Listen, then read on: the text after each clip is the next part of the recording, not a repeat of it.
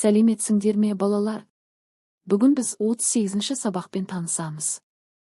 Бір атмосфералық ауаның құрамын атаңдар. Атмосфералық ауа негізінен азоттан, шамамен 78, оттектен, шамамен 21, аз мөлшерде көмір қышқыл газынан, су буынан және басқа газдардан тұрады. Екі сыртқа шығарылатын ауа проценттік мөлшерде қалай өзгереді? Сыртқа шығарылатын ауада оттек мөлшері азаяды, ал көмір қышқыл газының мөлшері көбейеді. Азоттың мөлшері айтарлықтай өзгермейді. Үш сыртқа шығарылатын ауаның құрамы тұрақты ма? Себептерін атаңдар. Жоқ, тұрақты емес. Себебі тыныс алу кезінде оттек ағзада пайдаланылады, ал көмір қышқыл газы зат алмасу нәтижесінде түзіліп сыртқа шығарылады. Сондықтан ауаның құрамы өзгереді.